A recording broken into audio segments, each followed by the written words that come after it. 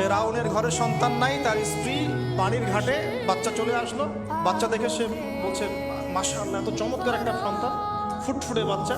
ফেরাউনের কাছে নিয়ে গিয়ে বলছে একে রেখে দেই, লা তাকতুলু, তাকে হত্যা করো না, আসা ইয়ানফা'না আও নাত্তাখিযাহু ওয়ালাদা, তাকে আমরা রেখে দেই, হয়তো সে উপকারে আসবে, অথবা কোনো আমরা তাকে সন্তান হিসেবে গ্রহণ করতে পারি। তো ফেরাউন কিন্তু খুব সতর্ক ছিল, তারপরেও আল্লাহ পাক তারই ঘরে মূসা আলাইহিস সালামকে বড় করলেন, সুবহানাল্লাহ। আর মূসা আলাইহিস সালাম ফেরাউনের স্ত্রী দুধও পান করছে না, তখন মূসা আলাইহিস সালাম একজন বোন আছে, সে গিয়ে তাদেরকে খবর দিল যে আমরা কি তোমাদেরকে হাল আদুল্লুকুম আলা মান ইয়াকফুলু, এমন একজনের কথা বলবো যে মূসাকে দুধ পান করাবে, এই বাচ্চাকে দুধ পান করাবে। আল্লাহ পাকের কি কৌশল, আল্লাহ পাক ওই মায়ের কোলেই আবার মূসা আলাইহিস সালামকে ফিরিয়ে দিলেন। এদিকে মায়ের দুধ খাচ্ছে, ফেরাউনের ঘরে বড় হচ্ছে, আবার ফেরাউন একটা বড় অঙ্কের হাদিয়া তার মাকে দিচ্ছে দুধ পান করানোর জন্য। সুবহানাল্লাহ, আল্লাহ পাকের পরিকল্পনা দেখেন। আমি আসলে বুঝাতে পারছি না ভাই, আমার ল্যাঙ্গুয়েজের প্রবলেমের কারণে মাফ করবেন। অনেক তথ্য মাথায় থাকলে কথা বলা টাফ হয়ে যায়। তো সুবহানাল্লাহ, আল্লাহ পাকের পরিকল্পনা দেখুন, যে নবী মুহাম্মদ সাল্লাল্লাহু আলাইহি ওয়াসাল্লামকে মক্কা থেকে তাড়িয়ে দিচ্ছে মানুষ, আল্লাহ রাব্বুল আলামিন সেই মক্কা নবীর পায়ের সামনে এনে দিলেন। সুবহানাল্লাহ, মাত্র 8 বছরের ব্যবধানে। যে বদর যুদ্ধে মুসলিমদেরকে একদম নিঃশেষ করে দেওয়ার প্ল্যান করা হয়েছে, ওই বদরেই আল্লাহ রাব্বুল আলামিন আবু জাহেলের মৃত্যু লিখে রাখলেন। যে ইউসুফকে কুয়ায় ফেলে দিল তার ভাইরা, সেই ইউসুফকে আল্লাহ পাক সেখান থেকে রাজপ্রাসাদ, সেখান থেকে কারাগার, সেখান থেকে আবার নিয়ে আসলেন মিশরের পলিটিক্যাল পাওয়ার। আল্লাহর পরিকল্পনা। যে ইয়াসরিব একসময় ইহুদিদের দাপটের জায়গা ছিল, ওই ইয়াসরিব মুসলিমদের করতল কথা করলেন আল্লাহ পাক হিজরত করিয়ে। বাদশাহ নাজাশী আবিসিনিয়ায়, আমি তো মালয়েশিয়াকে আবিসিনিয়া মনে করি, এখানে মাশাআল্লাহ এরকম পরিবেশ আছে, শান্তিপূর্ণ ইসলামী পরিবেশ। বাদশাহ নাজাশীর এরকম পরিবেশ ছিল। বাদশাহ নাজাশী কিন্তু মুসলিম ছিল না, সে খ্রিস্টান ছিল। তারপরেও নবীজি বলতেন বাদশাহ নাজাশীর রাজ্যে কেউ জুলুমের শিকার হয় না, যদিও সে মুসলিম ছিল না। ওখানে ইসলাম নিয়ে গেলেন আল্লাহ পাক, ওখান থেকে পুরো আফ্রিকা ইসলাম ছড়িয়ে পড়ল। সুবহানাল্লাহ। এক খালেদ বিন ওয়ালিদ রাদিয়াল্লাহু আনহু, যার হাতে উহুদ যুদ্ধে বহু মুসলিমের প্রাণ গিয়েছে না, সেই মানুষকে আল্লাহ রাব্বুল আলামিন হেদায়েত দিয়ে 100টা যুদ্ধ করিয়েছেন। সুবহানাল্লাহ। আল্লাহ পাকের পরিকল্পনা আমরা বুঝতে পারবো না, আল্লাহ পাকের পরিকল্পনা আমরা বুঝতে পারবো না। ওমাকারুল্লাহ, তারা কৌশল করে, আল্লাহ পাকও পরিকল্পনা করে। দেখেন এই যে প্যালেস্টাইন নিয়ে এত সমস্যা করছে না, আল্লাহ পাকের কি পরিকল্পনা, সুবহানাল্লাহ। আল্লাহ পাক সমস্ত জিউসদেরকে ওইখানে একত্রিত করেছেন। কেন জানেন?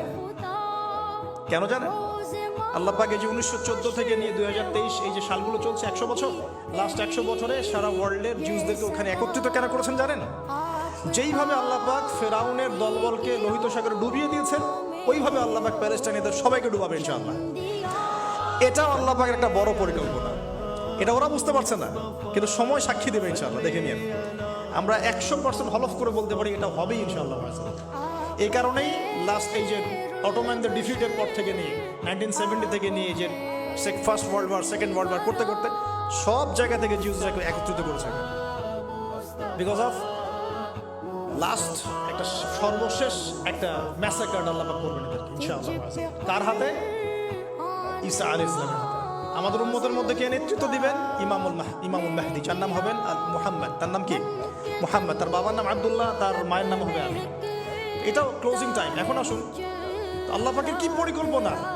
যৌবনকালটা আল্লাহ পাক মূসা আলাইহিস সালামকে ফেরাউনের ঘরেই কাটালেন, এবং আল্লাহ পাক মূসা আলাইহিস সালামকে দুটো গুণাবলী দিয়ে বড় করলেন। দুটো গুণাবলী মনে রাখবেন। এক হচ্ছে কওয়ী, তিনি শক্তিশালী ছিলেন, ফিজিক্যালি অনেক শক্তিশালী ছিলেন। আমিন মানে বিশ্বস্ত ছিলেন, কওয়ীউল আমিন। মনে থাকবে ইনশাআল্লাহ। আমরাও আল্লাহর কাছে দোয়া করি, আল্লাহ আমাদেরকে কওয়ী বানিয়ে দিন এবং আমিন বানিয়ে দিন, আমিন। এবার যৌবনে উপনীত হয়েছেন, টকবকা রক্ত, বাইরে বের হয়েছেন। বাইরে বের হয়ে দেখছেন যে দুজন ব্যক্তি লড়াই করছে, ইয়াকতাতুলান, দুজন ব্যক্তি মারামারি করছে। একজন মিন শিয়াতি, তার বনু ইসরাইল কওমের মধ্যে, আরেকজন হচ্ছে আদুবি, তার শত্রুর মধ্যে। তো মূসা আলাইহিস সালাম গিয়ে সাহায্য করতে চাইলেন তার কওম। আমরা বলি না দেশি ভাই সাপোর্ট দিই, তাই না? আচ্ছা, তো মূসা আলাইহিস সালাম গিয়ে সাপোর্ট দিতে গিয়ে শুনেন, ফাওয়াকাযাহু মূসা ফাকাদা আলাইহি, মূসা আলাইহিস সালাম মাত্র একটা ঘুষি দিয়েছেন, এক ঘুষিতেই ওই ব্যক্তি ডেড, স্পট ডেড। এই যে আমি গত একটা লেকচারে বলেছিলাম, চাইনিজ কন্টিনেন্টে যে মার্শাল আর্টসগুলো গড়ে উঠেছে, এই কোরআন থেকে গড়ে উঠেছে। তার আগে ওদের সভ্যতা ছিল, সংস্কৃতি ছিল, ঠিক আছে। এক ঘুষিতে মানুষ মারা যায়, এটা কোরআন বলেছে। এক ঘুষিতে মানুষ মারা যায়, এটা কোরআন বলেছে। ওরা এখন রিসার্চ করে বের করে যে 6টা-7টা স্পট আছে মানুষের দেহে, এক ঘুষিতে মানুষ মারা যেতে পারে। কোরআনকে আমরা মূল্যায়ন করি না, কিন্তু কোরআনকে সারা দুনিয়ার অমুসলিমরা মূল্যায়ন করে ওদের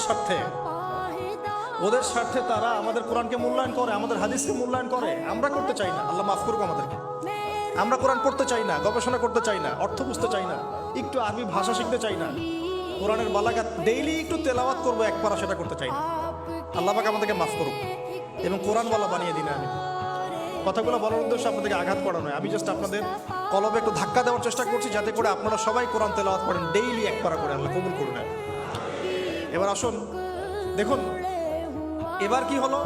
এটা ইন্টেনশনালি ছিল না, আনইনটেনশনালি মুসা আলাইহিস সালাম এখন কিন্তু মানে হত্যার অপরাধী হয়ে গেছেন, তাই না? ফেরাউন তাকে ধরার জন্য বের হয়েছে দলবল নিয়ে, ওকে ধরতে হবে, এবার অ্যারেস্ট করতে হবে। তো একজন এসে পরামর্শ দিল যে তুমি এখান থেকে চলে যাও, তুমি এই মিশর থেকে চলে যাও, বের হয়ে যাও, না হলে ফেরাউনের বাহিনী তোমাকে পেলে ধরে ফেলবে। এবার মুসা আলাইহিস সালাম চলে গেলেন কোথায়?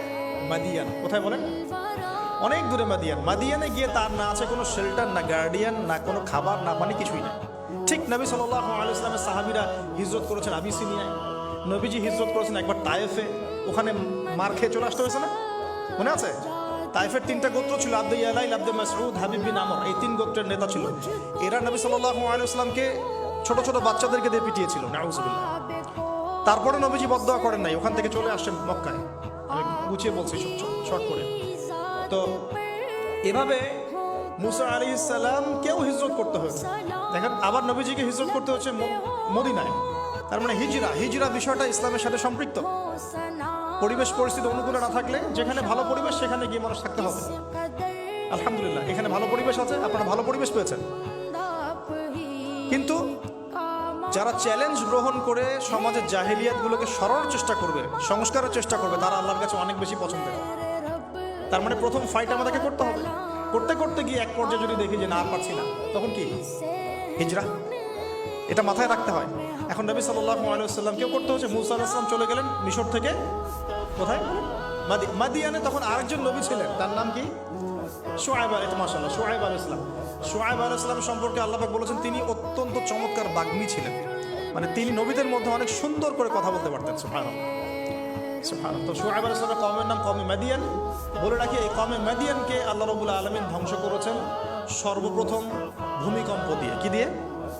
পৃথিবীতে সর্বপ্রথম যে জাতিকে ভূমিকম্প দিয়ে ধ্বংস করা হয়েছে তার নাম কওমে মাদিয়ান। কেন ধ্বংস করা হয়েছে? মাপে কম দিত। কি করতো? যেটা এখনকার ওয়ার্ল্ডের ইকোনমিক সুন্নাহ, নাউযুবিল্লাহ। মানুষকে ঠকানো এখনকার ওয়ার্ল্ডের ইকোনমিক সুন্নাহ, এবং এই মানুষকে ঠকানোর জন্য ইকোনমিক সেকশনে